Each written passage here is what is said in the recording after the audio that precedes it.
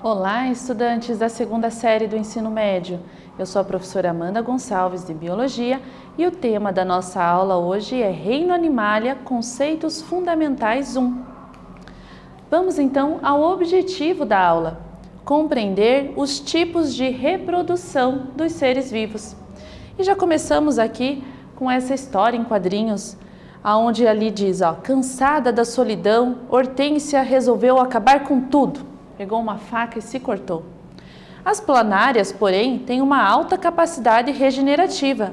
Olha só o que aconteceu. Pelo lado bom, agora a Hortência não está mais sozinha.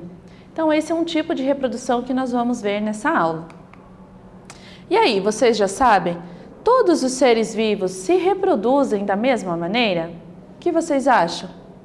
Se você respondeu que não, acertou. Existe a reprodução assexuada e sexuada. Na sexuada, há a mistura dos gametas, tanto o feminino quanto o masculino, na formação do zigoto. Já a reprodução assexuada não tem o envolvimento desses gametas, é um tipo de reprodução que ocorre sem a conjugação desse material genético, clones. Então, vamos ver aqui, nessa notícia que foi publicada na revista Mundo Estranho, diz: é verdade que quando duas minhocas acasalam, ambas ficam grávidas? É verdade sim, porque a minhoca ela é um anelídeo hermafrodita, o que significa que ela é dotada ao mesmo tempo de sistemas reprodutores, tanto masculino quanto feminino. Observe então nessa imagem, nessas duas estruturas, onde tem ali marcado em vermelho, ocorrem as trocas de gametas. Então, tanto uma minhoca quanto a outra tem poros masculinos e receptáculos seminais. Então, onde vai fazer essa troca gamética e ambos, então, vão ficar grávidos. A reprodução, ela é uma característica de todos os seres vivos, tá? A reprodução é uma das características que vai diferenciar os seres inanimados dos seres vivos. Uma das, certo? Ela consiste no processo em que um ou mais organismos produzem descendentes. Então aqui nós temos, por exemplo, um lobo-guará com seu filhote, ou uma esponja marinha, onde ela está aqui liberando um broto. É um tipo de reprodução também. Então vamos falar agora sobre a reprodução assexuada. A reprodução assexuada, então, não tem essa troca de material genético e ela tem algumas características básicas.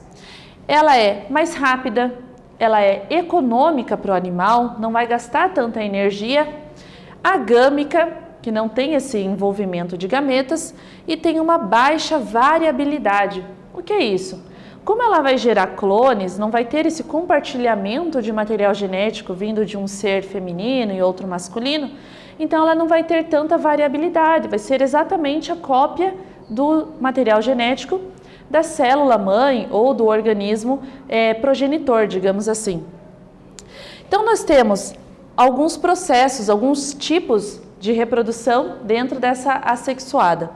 A fragmentação, a esporulação, a cisciparidade, o brotamento ou a partenogênese. Nós vamos ver cada um deles agora, certo? A cisciparidade ocorre em organismos unicelulares que simplesmente se dividem ao meio, formando então dois indivíduos. Observem na imagem, então nós temos uma célula mãe, aumenta então o citoplasma, o material genético é duplicado antes de fazer essa divisão, certo? E forma então duas células filhas, exatamente igual a essa célula original, tá?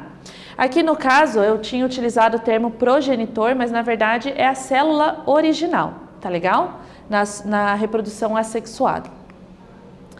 Aqui nós temos um outro tipo de reprodução, que é o brotamento.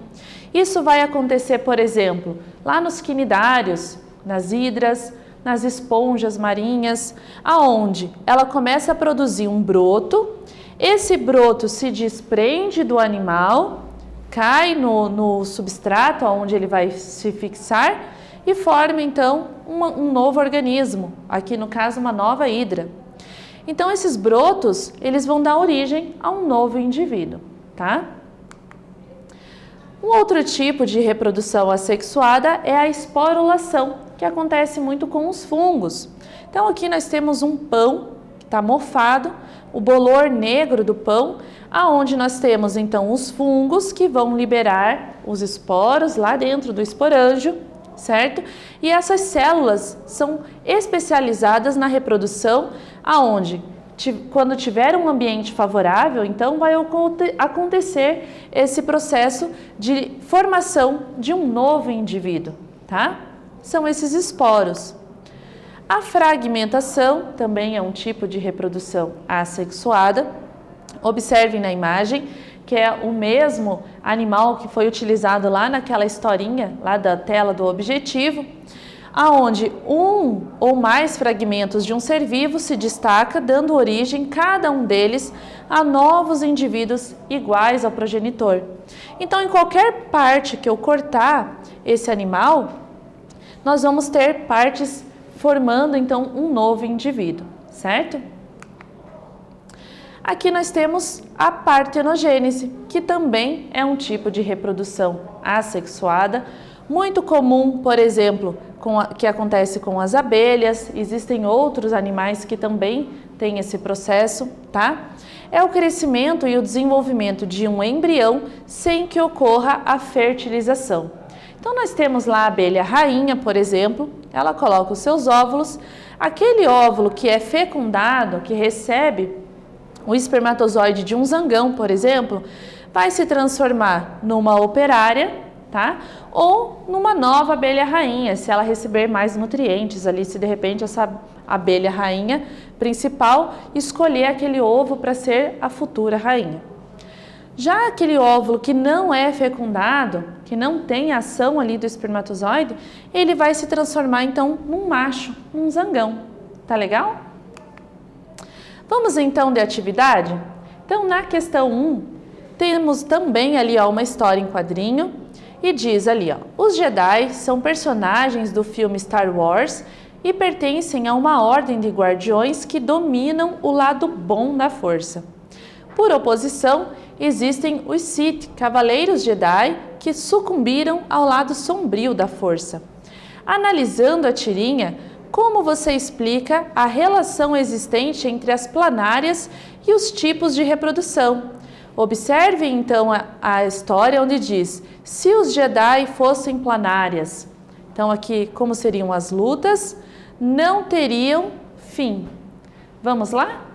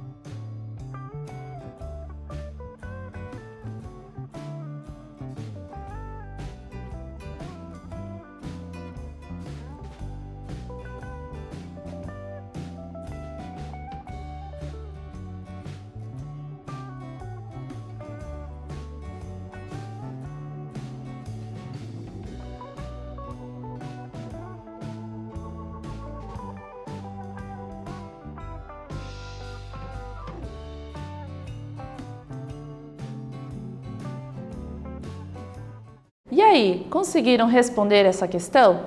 Então, nessa atividade, faz uma relação ali com os personagens do Star Wars e as planárias. Então, ele fala um pouquinho sobre as lutas, como elas seriam. Olha só o que aconteceu.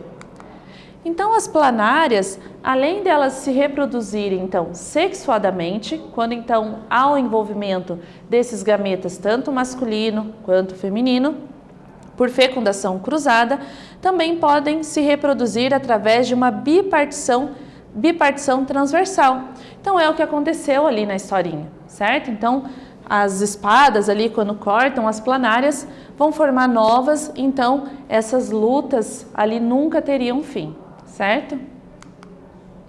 Agora vamos falar um pouquinho sobre a reprodução sexuada. Nesse tipo de reprodução, então, ocorre o envolvimento de gametas masculino e feminino, e nessa formação desses dois gametas, forma-se um zigoto, que vai dar um organismo diferente aos seus progenitores, tá? Algumas características importantes desse tipo de reprodução. Possui um alto custo energético, porque justamente na formação dessas células sexuais vai gastar muita energia para o organismo, além também do envolvimento da questão da cópula, por exemplo, da procura do macho ou da fêmea, certo? Então tudo isso gasta energia para o organismo e a alta variabilidade. Então isso é algo positivo para a espécie se reproduzir sexuadamente. Isso vai garantir com que novos genes sejam formados na formação dessa reprodução, tá? Nós temos então aqui dois exemplos, a conjugação e a fecundação.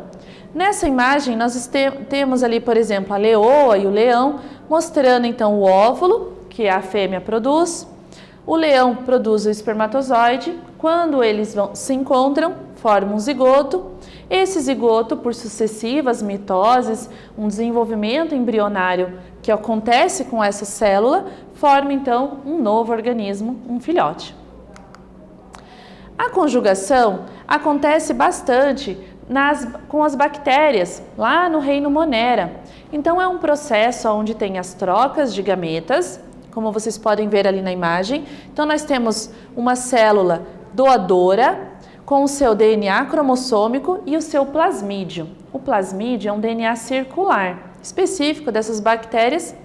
Então, o que acontece? A célula receptora vai formar ali um canal de comunicação entre uma e outra, digamos assim, aonde esse plasmídio ele vai ser duplicado e vai ser transferido para essa célula receptora. Então, essa célula aqui passa a receber esse material genético, então, dessa doadora original. É um processo de transferência de genes de uma bactéria doadora para uma receptora, tá? A fecundação já é também um processo de reprodução sexuada, onde nós temos o gameta masculino, que é o espermatozoide, que vai se unir ao gameta feminino para formar o zigoto. As características, então, desse tipo de reprodução. Então, determinados organismos vão ter um desenvolvimento direto e alguns vão ter um desenvolvimento indireto.